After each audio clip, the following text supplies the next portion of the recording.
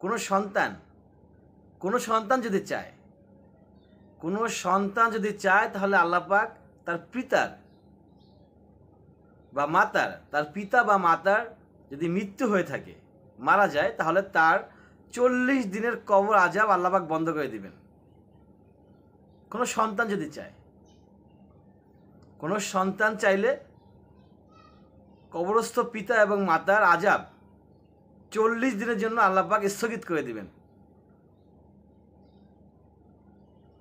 কিভাবে সম্ভব সেটা? আমরা তো পিতামাতা মরে গেলে প্রথমে 2 দিনে 1 দিন কান্নাকাটি করি, দেখি এটা সবার ক্ষেত্রে না, অনেকেই এরকম দেখা যায়। এবং তারপর হচ্ছে ভাইয়েরা সম্পত্তি নিয়ে দ্বন্দ্ব করে, যে যার মতো আলাদা হয়ে আছে। হয়তোবা 2-4-5 দিন পরে একটা লম্বা করে একটা খানাও দেওয়া হয়েছে, তারপরে শেষ, পিতাকে ভুলে গেছে। অনেক ক্ষেত্রে এরকম দেখা যায়, সকলের কথা বলতেছি না, অনেক ক্ষেত্রে এরকম আমরা দেখতে পাই। এই যে আমরা লম্বা করে খানা দিলাম, সেই খানা দিতে গিয়েও আমাদের অনেক পাপ হইল। খানা দেওয়াটাই যে পাপ আমি সেটা বলতেছি না, খানা দিতে গিয়ে অনেকেই পাপ করে থাকেন। এইখানে যে খাবারটা খাবে সেই খাবারের অধিকার হচ্ছে মিসকিন, অসহায়, গরিব, দুস্থ তারা। কিন্তু এখানে খাবারের মেহমান হিসাবে দেখা যায় এলাকার সবচেয়ে দামি যে ব্যক্তিরা আছে তারা এখানে অ্যাটেন্ড করে, এবং এখানে খাবার নষ্ট হয়, প্রচুর পরিমাণে খাবার এখানে নষ্ট হয়, এটা একটা পাপ। এবং অনেকেই খাবার খাওয়ার পরে গিয়ে বদনাম করে যে এটা এরকম হয়েছে, ওইটা ওরকম হয়েছে, এই খাবারটা এটা হয়েছে, ওই খাবারটা ওটা হয়েছে, আমার কম দিছে, ওরে বেশি দিছে, আমার হাড্ডি দিছে, ওরে মাংস দিছে, আমার ঝোল দিছে, ওরে আলু দিছে। তো এই ধরনের অনেক বদনাম আমরা দেখতে পাই, যে আপনি খাবার খাওয়াইয়া এই যে বদনামগুলো হচ্ছে, এটার কারণে পাপ হচ্ছে।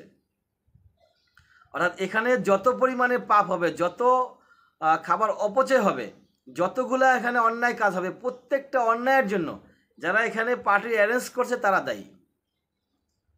অর্থাৎ যেই ব্যক্তি মারা গেল, সেই ব্যক্তির উদ্দেশ্যে যে পার্টি হইল, সেই উদ্দেশ্য যারা হাসিল করতে গেল তারা দায়ী। অতএব এই ধরনের পার্টি করতে গেলে অবশ্যই খুব সাবধানতা অবলম্বন করতে হবে। যাই হোক, যেটা বলতেছিলাম, 40 দিন কোনো সন্তান চাইলে 40 দিন সে তার কবর আযাব বন্ধ করে দিতে পারে আল্লাহর উসিলায়, মানে তার উসিলায় আল্লাহ পাক বন্ধ করে দিবে। তো সেটা কি? সেটা হচ্ছে আপনাকে অবশ্যই পবিত্র হইতে হবে, আপনাকে অবশ্যই পাক পবিত্র হয়ে ভালো পোশাক পরতে হবে। ভালো পোশাক আশাক পরে আপনি সেই কবরস্থানে গিয়ে দাঁড়াবেন,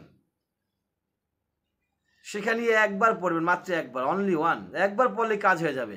বেশি থেকে বেশি আপনি পড়তেই পারেন, তাতে কোনো প্রবলেম নাই, কিন্তু একবার পড়বেন বিসমিল্লাহ শহীদ, আউযু বিল্লাহি মিনাশ শাইতানির রাজিম, বিসমিল্লাহির রহমানির রহিম, আলহামদুলিল্লাহ, আলহামদুলিল্লাহি রাব্বিল আলামিন, আর রহমানির রহিম, মালিকি ইয়াউমিদ্দিন, ইয়্যাকা না'বুদু ওয়া ইয়্যাকা নাস্তাঈন, ইহদিনাস সিরাতাল মুস্তাকিম, সিরাতাল লাযিনা আন'আমতা আলাইহিম গায়রিল মাগদুবি আলাইহিম ওয়ালাদ-দাল্লিন, আমিন। এই সূরা ফাতিহা, সূরা ফাতিহা যদি আপনি একবার পাঠ করেন খালেস হৃদয়ে, অন্তরের অন্তঃস্থল থেকে, আল্লাহকে ভালোবেসে, নবী মুহাম্মদ সাল্লাল্লাহু আলাইহি সাল্লামকে ভালোবেসে, এবং আপনি চান আপনার পিতার 40 দিনের আযাব, আপনার মাতার 40 দিনের আযাব আল্লাহ পাক মাফ করে দেন, এবং আল্লাহর কাছে চান, আল্লাহ আমার পিতাকে তুমি মাফ করে দাও। এখানে ওয়াদা আসছে যে কোনো সন্তান যদি তার পিতা মাতার জন্য দোয়া করে, সে দোয়া কখনো বিফলে যায় না। পৃথিবীর সমস্ত দোয়া বিফলে যেতে পারে, কিন্তু কোনো নেককার সন্তান যদি তার পিতার জন্য দোয়া করে, তার মাতার জন্য দোয়া করে, কবরস্থ পিতা মাতার জন্য দোয়া করে, তাহলে সেই দোয়া আল্লাহ পাক ফেরত দেন না।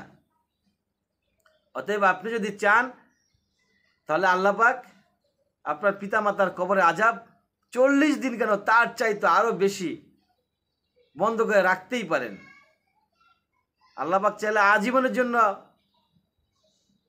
সাজা বন্ধ করে দিতে পারেন। তো সেজন্য আমরা সর্বদাই চেষ্টা করব, আমাদের যাদের পিতামাতার দুনিয়াতে নাই, নিয়মিত পিতামাতার কবরে গিয়ে সূরা ইখলাস পাঠ করার জন্য। আরও অন্যান্য ইবাদত আছে, সেগুলো আমরা করার চেষ্টা করব। আজকের আলোচনা শুধু ছিল সূরা ইখলাস, সূরা ইয়াসিন পাঠ করা যাবে, আয়াতুল কুরসি পাঠ করা যাবে, আরও অনেক কিছু পাঠ করা যায়। তা আমরা শুধু আজকে সূরা ফাতিহা সম্পর্কে জানলাম, যে সূরা ফাতিহা পড়লে আল্লাহ পাক আমাদের পিতামাতার 40 দিনের কবর আযাব বন্ধ করে দিবেন, যদি আল্লাহ পাক চান। ওয়া আখির দাওয়ানা আলহামদুলিল্লাহি রাব্বিল আলামিন।